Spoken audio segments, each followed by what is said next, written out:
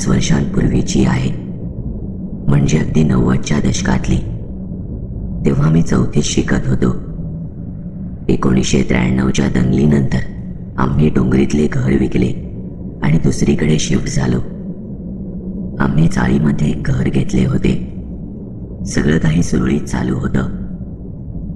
Shift होऊन जवळपास आम्हाला 2 महिने झाले होते.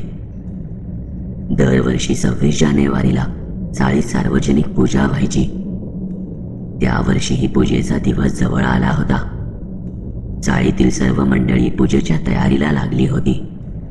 चाळीत पताका लावणे, मखर सजावट करणे अशी सगळी कामं चालू होती. आम्ही त्यांना मदत करायचो.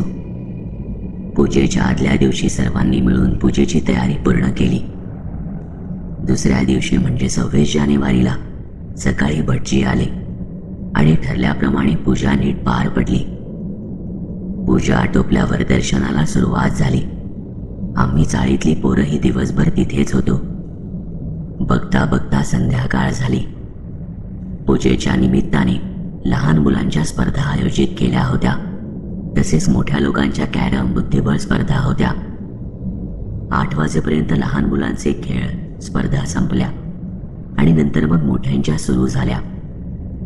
तेव्हा आमच्या समोर एक जोशी कुटुंब राहायचं. कुटुंबामध्ये 4 जण: जोशी काका, काकू, लहान मुलगा आणि एक मोठी मुलगी. त्या काकू जरा स्वभावाने रागीट होत्या. नेमके पूजेच्या दिवशी संध्याकाळी काका आणि काकूंचे कडाक्याचे भांडण झाले. काका रागाच्या भरात घरातून बाहेर आले आणि पूजेच्या ठिकाणी येऊन बसले. रात्री कॅरम स्पर्धा चालू होती आणि जोशी काकाही त्यात सहभागी झाले. बरीच रात्र झाली होती. काकू त्यांना बोलवायला आल्या, पण काकांनी त्यांच्याकडे अजिबात लक्ष दिले नाही. ते त्यांचे काहीच ऐकायला तयार नव्हते. काकूंनी घरी यायला खूप विनंती केली, पण काकांनी त्यांचे काही ऐकले नाही. आम्ही सर्व मुलं 12 वाजता घरी झोपायला गेलो. दिवसभर धावपळ करून थकल्यामुळे मला अंथरुणात पडल्या पडल्या झोप लागली. काही वेळ उलटला असेल आणि तितक्यात कसल्याशा आवाजाने मला जाग आली. आई बाबाही त्या आवाजाने उठले होते. बाबांनी खिडकी उघडली तर बाहेरून धूर येत असल्याचा जाणवला. मी घाबरून पटकन उठून बसलो. चाळीत आग लागली होती. आम्हाला वाटले की शॉर्ट सर्किट झाल्यामुळे बाहेरच्या वायरला आग लागली असेल. पण बाबांनी दार उघडले आणि मी समोरचं हृदयविदारक दृश्य पाहतच राहिलो. काकूंनी स्वतःला पेटवून घेतले होते. त्या आमच्या डोळ्यांसमोर जिवंत जळत होत्या आणि किंचाळत ओरडत होत्या. सगळ्यांची धावाधाव झाली. शेजारची लोक धावत आली आणि आग विझवायचा प्रयत्न करू लागली. बऱ्याच प्रयत्नानंतर आग विझली, पण तोपर्यंत काकू प्रचंड भाजल्या होत्या आणि त्याच अवस्थेत कणत होत्या. हृदय पिळवटून टाकणारे दृश्य होते ते. त्यांना ताबडतोब इस्पितळात घेऊन गेले. काकांनी म्हणणे ऐकले नाही. या क्षुल्लक कारणावरून त्यांनी स्वतःला जाळून घेतले होते. 2-3 दिवस झाले तरीही त्यांच्या तब्येतीत काही सुधारणा होत नव्हती. डॉक्टर म्हणत होते की त्या 90% भाजल्या आहेत. 4 दिवस मृत्यूशी झुंज देऊन त्यांनी एकदाचा प्राण सोडला. त्यानंतर अवघ्या काही दिवसांत चाळीमध्ये त्यांचं अस्तित्व जाणवायला लागलं. जसं काही त्या अजून इथेच आहेत. ती पहिली मध्यरात्र मला अजूनही आठवते. दाराबाहेरून कोणीतरी कणत असल्याचा, वेदनेने विवळत असल्याचा आवाज येऊ लागला. तो रडण्याचा आवाज ऐकून माझ्या घरचे उठून बसले. आमची किंवा शेजाऱ्यांची कोणाचीही दार उघडून पाहायची हिंमत झाली नाही. चाळीत हा प्रकार एखाद्या वाऱ्यासारखा पसरला. रोज मध्यरात्र उलटून गेल्यावर त्या यायच्या आणि चाळीतले दरवाजे वाजवायच्या. हा भयानक प्रकार जवळजवळ अर्धा-1 तास चालायचा. पण हे सगळं एवढ्यावरच थांबणार नव्हतं. नंतर आम्हाला कळले की त्या रात्री येऊन काकांच्या छातीवर बसायच्या, त्यांचा गळा दाबायचा प्रयत्न करायच्या. हा भयानक प्रकार जवळजवळ 6 महिने चालला. नंतर काकांनी घरात शांती करून घेतली आणि काही दिवसात ती खोली विकून दुसरीकडे राहायला गेले. त्यानंतर मात्र चाळीत कधीही त्यांचं अस्तित्व जाणवलं नाही. पण त्यांचा तो कणहत रडत मदत मागण्याचा विचित्र आवाज अजूनही माझ्या कानात घुमतो.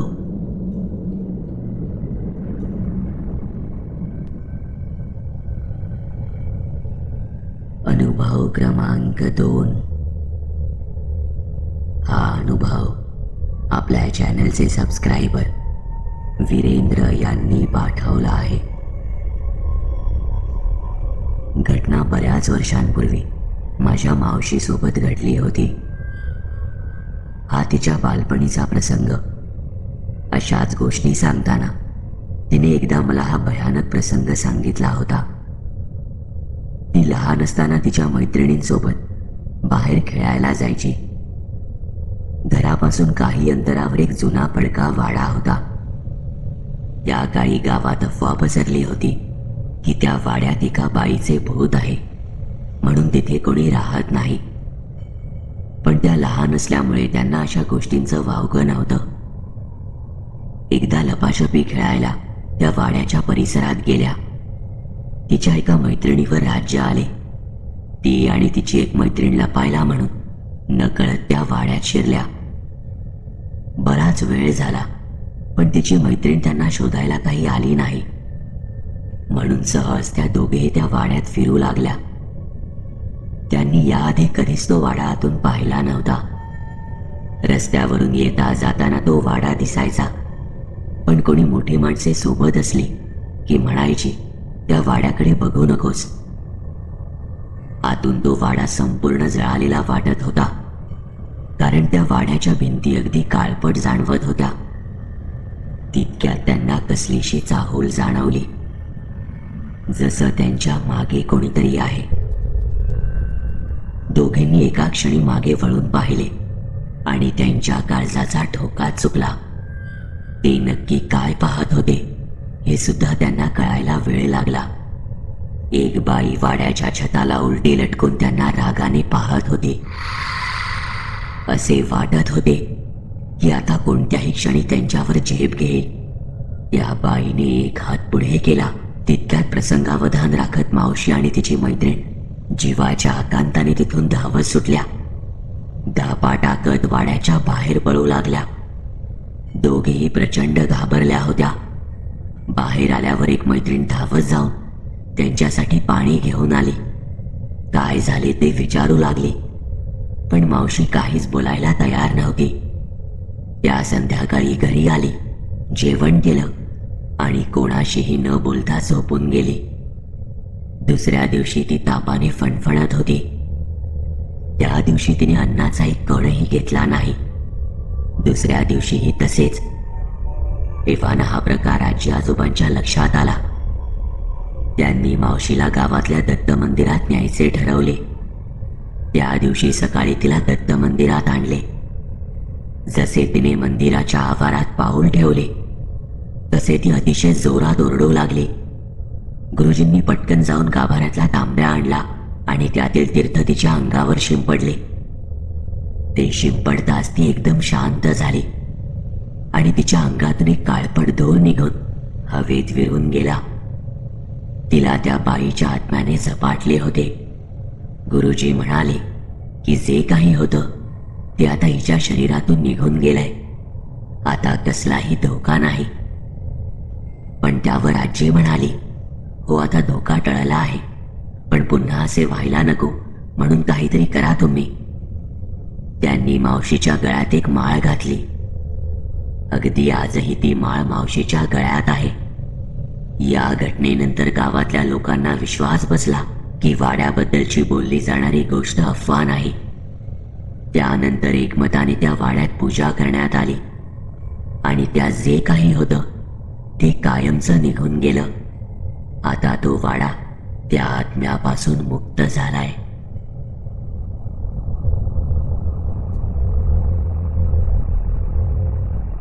अनुभव क्रमांक 3. हा अनुभव आपल्या चॅनलच्या सबस्क्रायबर वैष्णवी तेलंग यांनी पाठवला आहे. अनुभव माझ्या मामासोबत घडला होता, तर हा अनुभव त्याच्या शब्दात. मी त्यावेळी एका टीव्ही चॅनलमध्ये कामाला होतो. शूटिंगसाठी जिथे जिथे सांगायचे तिथे मला जावे लागायचे. एकदा शूटिंगसाठी एक पॉइंट दिला होता जिथे मी पहिल्यांदाच जाणार होतो. माझ्यासोबत माझा ऑफिसमधला मित्रही होता. शूटिंग संपायला रात्र झाली. प्रवास तसा बराच लांबचा होता, पण माझ्याकडे बाईक होती आणि मित्रही सोबतीला होता, म्हणून मी ड्राईव्ह करत घरी जायचा निर्णय घेतला. पावसाळ्याचे दिवस होते आणि जे व्हायला नको होते तेच झाले. आम्ही निघालो आणि अगदी मुसळधार पाऊस सुरू झाला. आधीच उशीर झाल्याने मी गाडी काही थांबवली नाही. तसेही जोरात आलेल्या पावसाने एव्हान आम्ही दोघेही चिंब भिजलो होतो, त्यामुळे उलट फिरून जाण्यातही अर्थ नव्हता. तितक्यात आम्हाला रस्त्याकडेला एक माणूस उभा दिसला. आमच्या गाडीला हात करत होता. त्याला बहुतेक काही अंतर लिफ्ट हवी होती. मी विचार केला की एवढ्या पावसात त्याला वाहनही मिळणार नाही आणि त्यात बरीच रात्र झाली आहे. मी त्याच्या जवळ येऊन गाडी थांबवली आणि त्याला विचारले, कुठे जायचंय? बसा, सोडतो तुम्हाला. तसे तो माणूस मागे बसला. गाडी चालवत असताना माझे लक्ष साईड मिररमध्ये गेले आणि मला एक विचित्र गोष्ट जाणवली. इतक्या मुसळधार पावसात मी आणि माझा मित्र अगदी ओलेचिंब झालोय, पण तो माणूस, त्याचे कपडे अजिबात ओले झाले नव्हते. मी माझ्या मित्राला काही सांगणार तितक्यात मला त्याच्या नजरेतून कळले की त्यालाही हा प्रकार काहीतरी वेगळा वाटतोय. आम्ही दोघंही शांत बसून राहिलो आणि मी गाडी चालवत राहिलो. काही अंतर पार केल्यानंतर तो माणूस अचानक म्हणाला, गाडी थांबवा. मी झटकन ब्रेक मारला. तो माणूस गाडीवरून खाली उतरत म्हणाला, चला, येताय माझ्या घरी. त्याने एका दिशेला इशारा केला. आम्ही दोघांनीही तिथे पाहिले तर समोर एक मोठे धरण होते. त्या भागात कोणाचे घर असेल असे तर वाटत नव्हते. मी फक्त एकच वाक्य म्हणालो, नको, आम्हाला उशीर होतोय. तसे एका क्षणात त्याचे रूप पालटले आणि एका विचित्र किळसवाण्या आवाजात हसला. माझी आणि माझ्या मित्राची घाबरून अतिशय वाईट अवस्था झाली. क्षणाचाही विलंब न करता मी तिथून बाईक काढली आणि अतिशय वेगात घेतली. पुन्हा एकदाही मागे वळून पाहिले नाही. बऱ्याच तासांच्या प्रवासानंतर आम्ही घरी पोहोचलो. मी घरी येऊन झोपायचा खूप प्रयत्न करत होतो, पण डोळे मिटले की तो प्रसंग डोळ्यांसमोर उभा राहायचा. बऱ्याच वेळ मला विश्वासच बसत नव्हता की आम्ही असे काही पाहिले. दुसऱ्या दिवशी आम्ही दोघंही खूप आजारी पडलो होतो. मी घरी घडलेला प्रकार सांगितला आणि तो ऐकून घरचेही खूप घाबरले होते. ते म्हणाले की यापुढे जर शूटिंग करताना उशीर वगैरे झाला तर रात्रीचा प्रवास करत यायचे नाही. तिथे जवळपास एखादे लॉज बघून राहायचे. या भयानक प्रसंगानंतर मात्र मी घरच्यांचे ऐकले आणि रात्री उशिरा कधीच निघालो नाही.